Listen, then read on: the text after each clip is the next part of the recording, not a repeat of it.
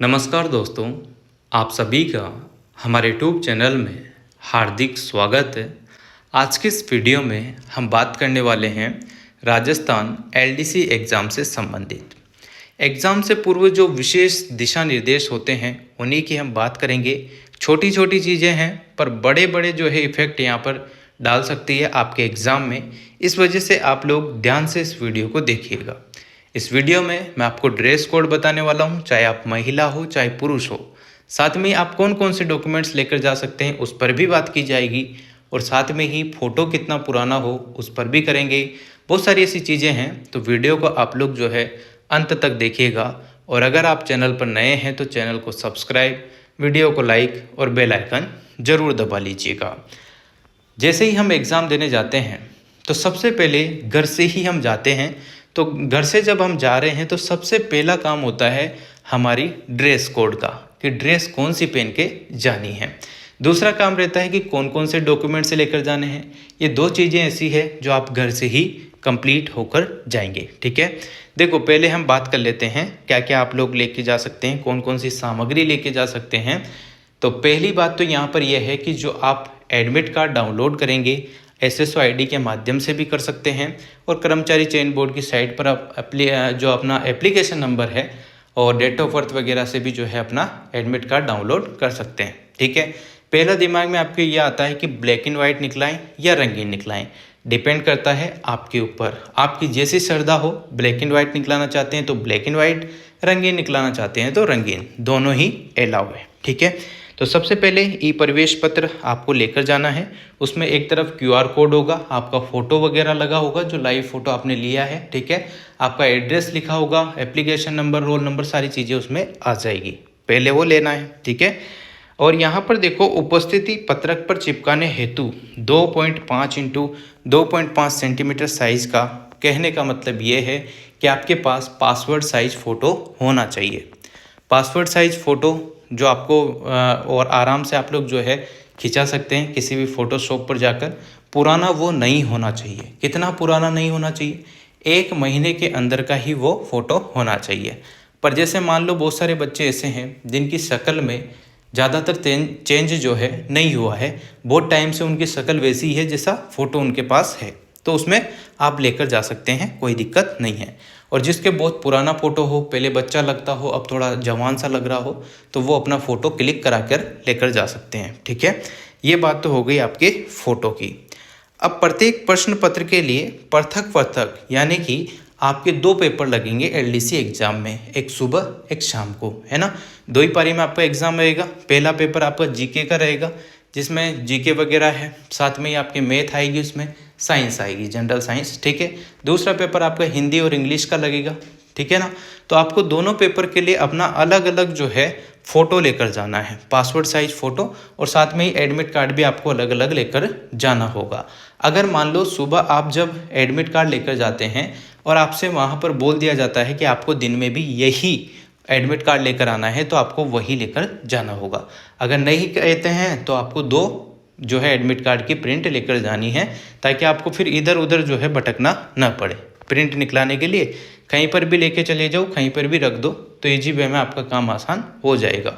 Photo आप लोग सुबह की पारी में भी 2 फ़ोटो लेकर जाएंगे पासवर्ड साइज, और शाम को भी जब आपका दूसरी पारी रहेगी उसमें भी 2 फ़ोटो आपको लेकर जाना है। मतलब कि 4 फ़ोटो आप लोग कम से कम लेकर जा सकते हैं। काम तो वहाँ पर एक एक फ़ोटो ही आएगा दोनों पारियों में, पर फिर भी आप लोग 2-2 फ़ोटो कम से कम लेकर जाएं। अगर आपके मान लो 2 फ़ोटो की ज़रूरत पड़ गई तो फिर आपको कहाँ जाना पड़ेगा, इधर उधर जाओगे, फिर मतलब घबराहट होगी कि क्या करें क्या ना करें। तो इस वजह से आप लोग जो है एक्स्ट्रा फ़ोटो लेकर जाइएगा। ठीक है, एडमिट कार्ड हो गया है, उसके साथ फ़ोटो आपका हो गया है। फ़ोटो के अलावा जो है आप लोग क्या लेकर जा सकते हैं, नीले रंग की स्याही का पारदर्शी बॉल पेन आप लोग लेकर जा सकते हैं। यानी कि जो 3 रुपये के पेन आते हैं, 2 पेन आप कम से कम लेकर जाइएगा, ताकि एक अगर बीच में अटक भी जाए तो दूसरे से काम चल जाए। ठीक है ना।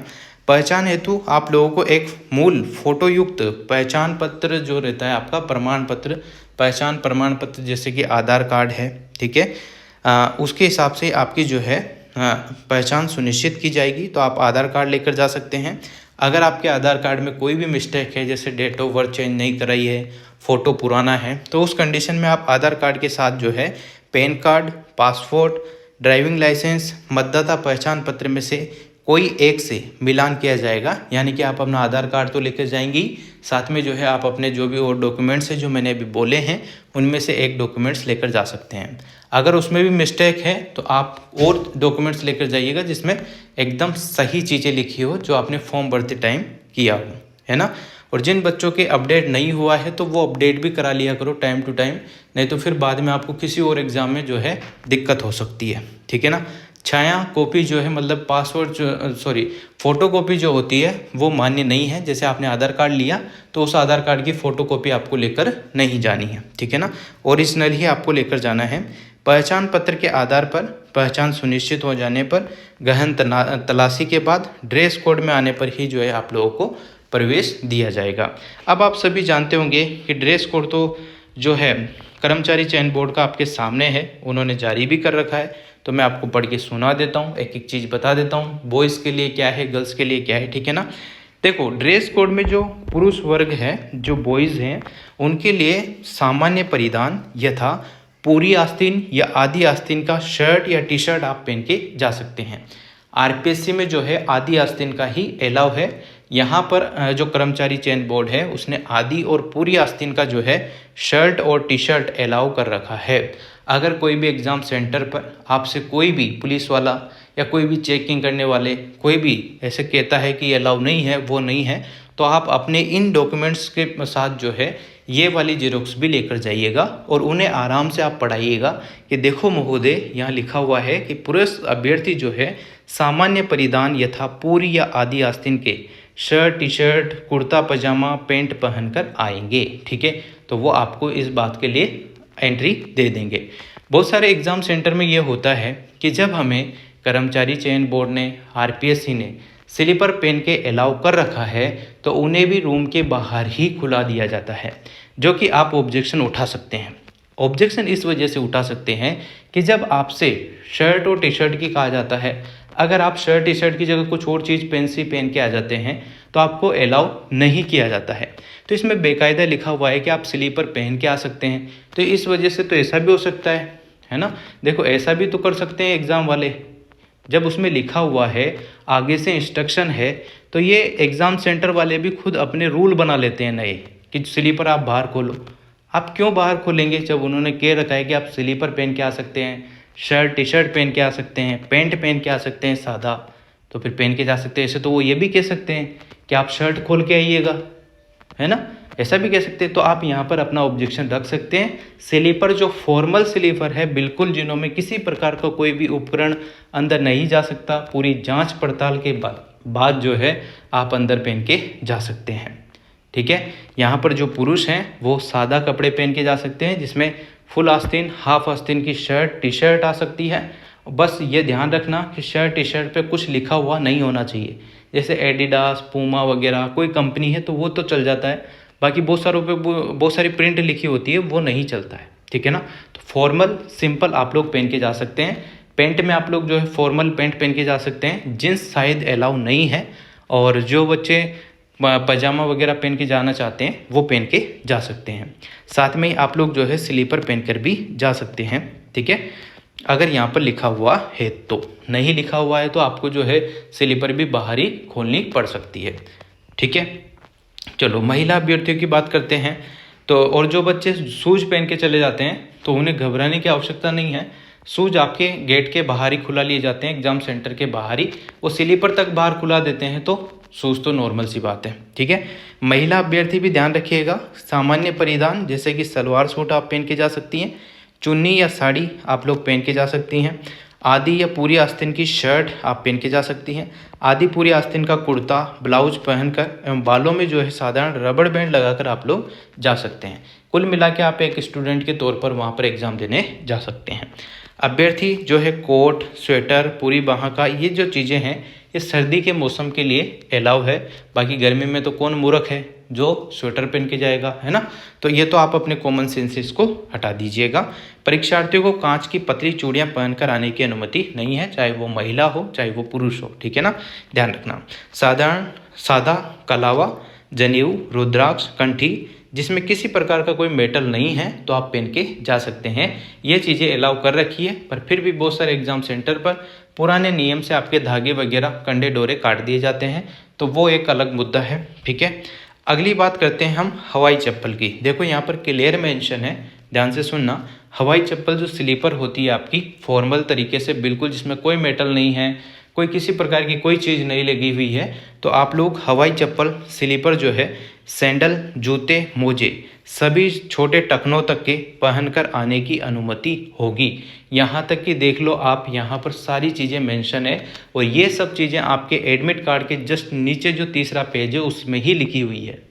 तो ये सब चीज़ें अलाउ है। तो जूते वगैरह जो बाहर खुलाते हैं वो यहाँ पर उन्हों का अपना ही रूल है, बाकी यहाँ पर आरपीएससी ने और कर्मचारी चयन बोर्ड ने तो ये चीज़ें यहाँ पर इंक्लूड कर दी है कि आप पहन के आ सकते हैं। कम से कम स्लीपर तो अलाउ है ही सही। बाकी वो एग्ज़ाम पे जब भी हम जाते हैं तो वही टीचर अपना ज्ञान बांट के वो स्लीपर बाहर खोल दो, गेट के बाहर खोल दो, हमने सबसे खुलवा रखी है ना, ऐसा करके आपसे खुलवा सकते हैं बाहर। बाकी ये रूल के खिलाफ है, क्योंकि रूल में लिखा हुआ है कि हवाई चप्पल आप पहन के जा सकते हैं। यदि कोई अभ्यर्थी जैसे धार्मिक प्रतीक चिन्हों को धारण कर आता है जिसमें किसी प्रकार का कोई मेटल लगा हुआ ना हो, तो उसके प्रतीक चिन्हों को नहीं उतरवाया जाए। शंका होने पर उसकी गहन तलाशी ली जा सकती है, बाकी और चीज़ें चेक कर सकते हैं। अगर गृह विभाग के अनुसार कोई भी चीज़ ऐसी पाई जाती है तो उस पर जो है बहुत सारी चीज़ों पर धाराएं भी लग सकती है। और जो सिख समुदाय के लोग हैं उन अभ्यर्थियों को कड़ा, कृपाण, पगड़ी आदि धार्मिक प्रतीकों को धारण कर परीक्षा में शामिल होने की अनुमति दी जाएगी। छोटी साइज़ की कवर्ड होनी चाहिए कृपाण, और जो है परीक्षा टेबल पर रखने की अनुमति नहीं होगी। ये चीज़ें यहाँ पर मेंशन है। बाकी आप लोग ड्रेस कोड का, इन चीज़ों का जो है विशेष ध्यान आप लोग रखिएगा। क्या क्या आप नहीं लेके जा सकते हैं ये तो आप सभी को पता है कि जो चीज़ें मैंने बताई है उनके अलावा कोई भी चीज़ अगर आपके पास है, जैसे कि आपके मंगलसूत्र है, सोने चांदी की चीज़ें हैं महिलाओं में, है ना, या वॉच है, और भी चीज़ें बेल्ट वगैरह है, ये चीज़ें जो भी मेटल की है, जिनमें कुछ भी चीज़ ऐसी मेटल की लगी हुई है वो अलाउ नहीं है। पैंट भी आप पहन के जाते हैं तो ऐसी मत पहन के जाना जिसमें 10-12 जेब ही जेब हो, यानी कि एक तरीके से आप लोग जो है अलग ही पॉकेट वाली जेबें चलती है, तो वो आपको अलाउ नहीं है। फॉर्मल आप लोग जो है सादा जो पैंट आती है वो पहन के जा सकते हैं। लोअर वगैरह भी आप लोग पहन के जा सकते हैं, लोअर मतलब पजामा वगैरह आप लोग पहन के जा सकते हैं। यही चीज़ें अलाउ है। ठीक है, पहली बात अपन ने कर ली है एडमिट कार्ड और डॉक्यूमेंट्स की। दूसरी बात ड्रेस कोड की हो चुकी है। अब हम तीसरी बात करते हैं। जैसे आप लोग एग्ज़ाम देने जाते हैं, सबसे पहले विशेष ध्यान ये रखिएगा कि जब भी आप एग्ज़ाम देने जाते हैं तो बाई बस, बाई ट्रेन, जिससे भी आप लोग जा रहे हैं, बाई बाइक वगैरह किसी से भी आप जा रहे हैं मान लो, तो बाइक से अगर आप जाते हैं तो सावधानी से जाइएगा, हेलमेट का यूज़ कीजिएगा। चाहे आप हेलमेट एग्ज़ाम सेंटर के बाहर जहाँ गाड़ी खड़ी करते हैं उसी के ऊपर हेलमेट रख सकते हैं, ठीक है ना। और गाड़ी को स्पीड पे मत लाया करो, क्योंकि एग्ज़ाम से ज़्यादा ज़रूरी है आपकी ज़िंदगी। अगर आपके पास जीवन है, ज़िंदगी है, तो आप और भी एग्ज़ाम दे सकते हैं और भी बहुत कुछ कर सकते हैं। और अगर आप अंधाधुंध चला कर लेकर आएंगे तो आप खुद ही अपने हाथ गंवा देंगे, अपनी जान, ठीक है। तो इन चीज़ों से आपको बचना चाहिए। स्पीड लिमिटेड होनी चाहिए और आराम से आप लोग आ जाएं। एग्ज़ाम सेंटर पे आप सभी को पता है कि जो फॉर्मूला है, 1 घंटे पहले गेट बंद होगा, फिर 1 घंटे आप आराम कर सकते हैं अंदर बैठ के। आराम का मतलब वही टेबल पे सर रख के सो सकते हैं, और ये होता भी है। और यह थोड़ा रूल सुधारना चाहिए, इसमें आधे घंटे का करना चाहिए, पर यही रूल है जो कि मैं आपको बता रहा हूँ। 1 घंटे पहले आपका गेट बंद हो जाएगा और आप लोग एग्ज़ाम सेंटर के आसपास 1-2 घंटे पहले ही पहुंच जाएं, ताकि आप अपना रोल नंबर मिलान कर लें। सेंटर कोड ज़रूर देख लें कि आपका सेंटर वही है ना, क्योंकि होता ये है कि 1-2 सेंटर एक जैसे ही होते हैं, फिर उनके सेंटर कोड अलग अलग होते हैं, तो एकदम से आपको पता चलता है कि स्कूल तो यही नाम था पर मिली नहीं, तो आप हड़बड़ाहट में इधर उधर भागते हैं। तो हो सकता है कि आप 1 मिनट भी लेट होते हैं तो आपको गेट के बाहर रह जाना पड़ जाए, एग्ज़ाम छूट जाए। तो ये छोटी छोटी चीज़ें हैं जो आपको ध्यान रखनी होगी। तो ये 3 चीज़ें बहुत ज़्यादा ज़रूरी थी। आप ट्रांसपेरेंट पानी की बोतल भी लेकर जा सकते हैं, बाकी वहीं पर पानी मिल जाता है, ऐसी कोई विशेष आवश्यकता पानी की बोतल की है नहीं, फिर भी अलाउ है। और जो भी मैंने आपको बताए हैं, बॉल पेन ले जा सकते हैं, एडमिट कार्ड वगैरह ले जा सकते हैं, अपना आधार कार्ड वगैरह ले जा सकते हैं, ये चीज़ें आपको लेकर जानी है। ड्रेस कोड मैंने बता ही दिया है। अब हम बात कर लेते हैं आपके एग्ज़ाम, यानी कि आपका एग्ज़ाम स्टार्ट हो गया है, आपको OMR शीट भी भरनी है, पेपर भी देखना है, कैसे क्या करना है। आप गहन तलाशी आपकी ली जाती है, ऊपर से नीचे तक आपको चेक किया जाता है। आप अगर नंबर वाला चश्मा लगाते हैं तो उसको भी पानी में डुबा कर देखते हैं। बहुत सारे सेंटर पर डील है, वहाँ पर ऐसा नहीं करते हैं। बहुत सारे सेंटर वाले ज़्यादा ही स्ट्रिक्ट शो करते हैं, वो आरपीसी से भी बड़े बने रहते हैं या कर्मचारी चयन बोर्ड से भी बड़े बनकर जांच तलाशी करते हैं, तो वो कर सकते हैं, है ना। तो आपका चश्मा भी जो है पानी की बाल्टी में डुबो दिया जाता है। आपके बालों को भी अच्छे से खंगाला जाता है। कान में भी उनका बस चले तो कुछ कुछ डाल डाल के देख ले, पर यहाँ पर ऐसी चीज़ें होती है, जांच का विषय है, क्योंकि मुद्दे ऐसे निकल कर आते हैं कि वो भी क्या करें। ठीक है, तो ये सब चीज़ें हैं। जांच होने के बाद जब आपको एंट्री मिलती है तो सबसे पहले आप अपना रूम देख लें, कौन सा रूम है। आप सबसे पहले वहाँ पर जाकर उसके बाद सीट देखें कि सीट पे जो रोल नंबर चिपका हुआ है वो आपका ही है या किसी और का है, तो वो भी आप चेक कर लें। और सही जगह बैठे हैं या नहीं बैठे हैं ये कन्फर्म करके जो है आप लोग वहाँ पर बैठ जाएँ। बैठने के बाद आपको जब भी पेपर मिले तो पेपर में सबसे पहले आपको ये देखना है, पहले तो वो पेपर दे देंगे, फिर वो कहेंगे कि आप अभी रुक जाइएगा, घंटी बजेगी तभी आप लोग इसको जो है खोलिएगा। तो 5 मिनट पहले आपके घंटी बजती है। जैसे 10 बजे पेपर स्टार्ट है तो आपके 9:55 पर आपसे कहा जाता है कि खोल लो, OMR शीट भर लो। तो आप उसको आराम से थैली फाड़ के पेपर को निकाल लीजिएगा। सबसे पहले आपको चेक करना है OMR शीट।